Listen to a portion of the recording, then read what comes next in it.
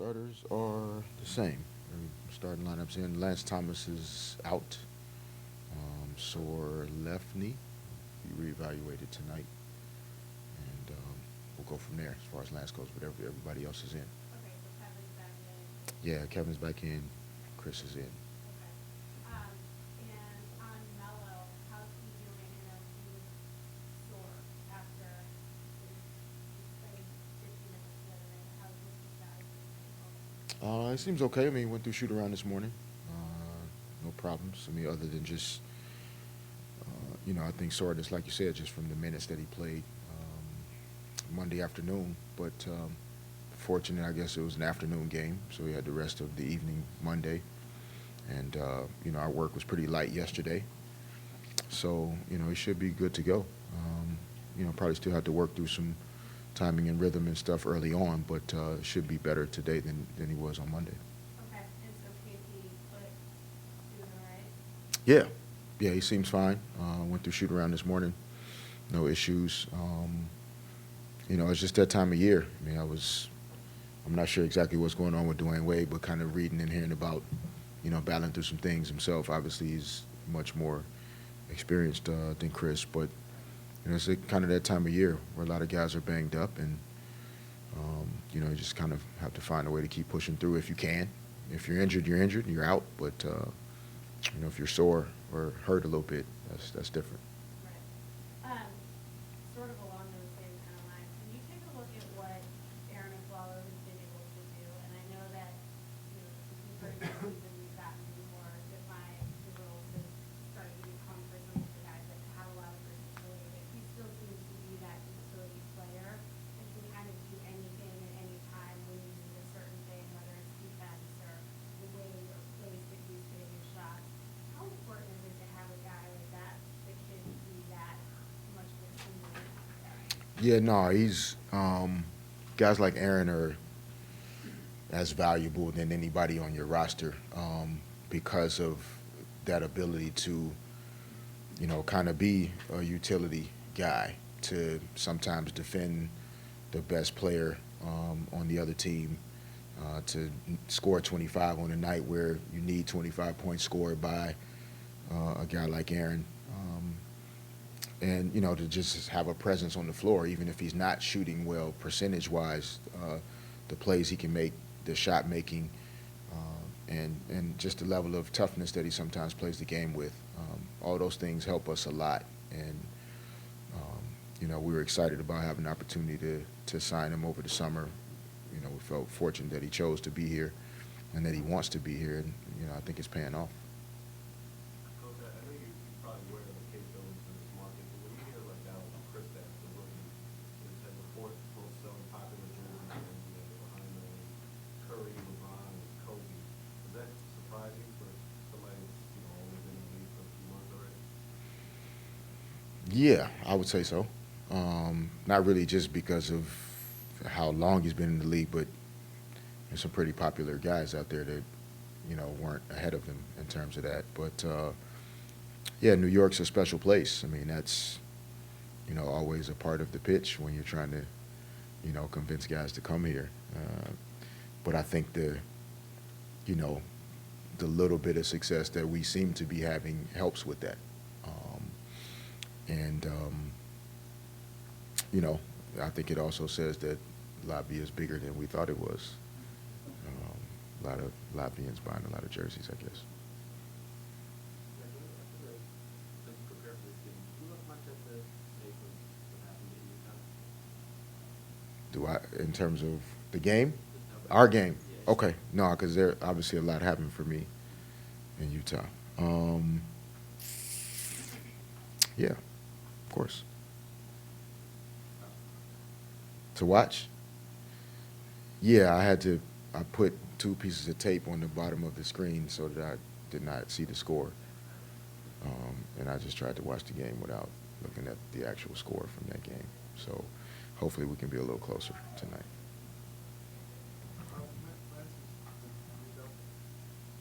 With that end, yes. Lance is there an MRI, I'm thinking, and what's the situation with this? Yeah, no, he'll be seen by our doctors tonight. and then we'll go from there in terms of whether an MRI is needed or necessary, and kind of what's next. The other day when the Sixers quit guard for getting the paint, was there any thought of bringing in Jaren? Was there anything wrong with Jaren that you knew about? No, not particularly Jaren. I think we sometimes get really caught up in the one guy guarding the one guy that might be causing some problems, and we don't connect ourselves to maybe why that guy's getting in the paint, and it's not just that one player's responsibility. Also, I think if it was LeBron James and he was 8 for 28 from the field, we wouldn't be overanalyzing him scoring 16 points on 8 for 28. But I guess because he made a few shots in the fourth quarter, it seemed like, oh, this guy's just destroying the team. But he was 8 for 28. I don't know how much more the guy guarding him, in some situations could do. But we eventually went to Langston, and it's always a tough call. I think down the stretch in games for us right now, in particular, Jose's experience, not turning the basketball over, being able to run a team, extremely valuable. Langston and Jaren are still learning how to do that. So, makes my job tougher sometimes, but, it worked out for us. Coach, when you look at Robin Lopez, who's known more so for his great work defense, were you surprised at all with how creative or efficient he's been on the low block? No, actually not. That was part of, our observations in watching him play before in Portland and other places, that he's not a bad low post player. He's played in systems and for teams that didn't necessarily post the ball up a lot, but very effective when he gets the ball in deep, low post position. And, I don't think he came here for that reason, but I think, every player wants to feel involved and valued in who they are and what they can be. And so I think as he's gotten more comfortable as the season's gone on, understanding where those opportunities will come from in this particular offense, I think he's been able to find a level that he's actually capable of sustaining. You mentioned, I think it was last week, about Carmelo, how you didn't want to necessarily say this was the best you've seen him play, because that might put limits on the different things he can do. What are the areas that you think hasn't necessarily reached the upper limit of what he can bring, even within the season? No, I think he's continuing to, at least for us in our system, I think there's more playmaking opportunities that'll continue to be a part of his maturation, and how we play. I think there will be times where we can put the ball in his hands more and allow his size and his ability to create shots for other people to be more of a feature. And that's a part of our offense that we really want to get to. We're looking forward to being able to play Carmelo at the top of the floor at times, to develop, Derek Williams as a player that can rebound and push the ball and play at the top of the floor and use those guys' size to make plays. So, that would be an area for me that jumps out. I think he's rebounding well. I think he obviously can score well. But, I think he can average a pretty high number of assists because of how aggressive teams are defending him. But we just have to keep working on putting him in the right positions. When you guys go with that smaller lineup, whether it's him with Derek Williams or him with Lance Thomas or even both, how do you shake out, who's going to guard who in those situations? When they're such similar sizes, obviously they can switch, but to start off, who's going to take like the top scorer or the guy that bangs in the post? How does that shake out? Yeah, I mean, out of those three, probably more times than not, Lance Thomas would be on the guy that, is the more focal point offensively for our opponent. That's a job that he relishes, and he does a pretty decent, decent job, handling those responsibilities. And then, Melo and D. Will just kind of depends on who we're playing against and what the matchups are. If they're guarding guys that like to post up or chase off a lot of screens. And we kind of go from there. I think Melo right now at least is a little bit more of a versatile defender than maybe Derek is right now.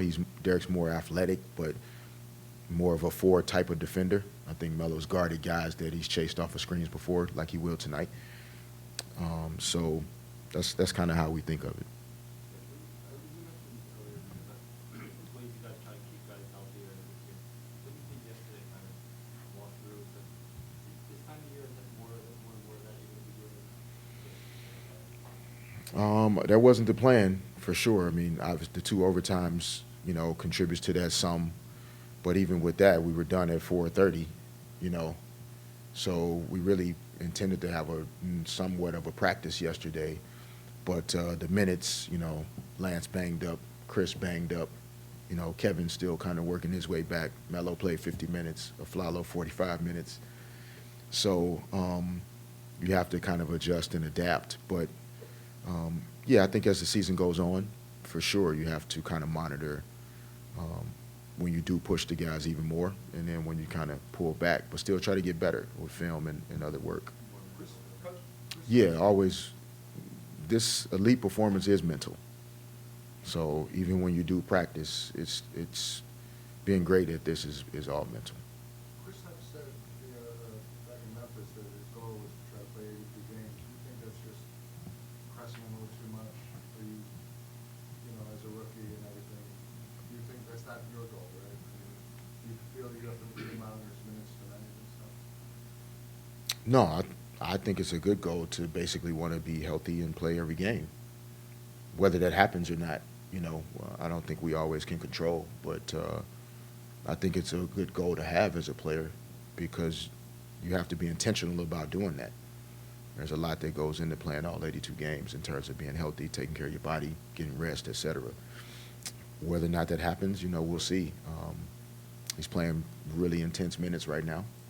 Could be a night where it's not best to have him out there, but right now, he's hanging in there pretty good. Coach, on inbound plays, inbound in general, you've used several players this year. What goes into deciding exactly who will inbound the ball? Who takes it out?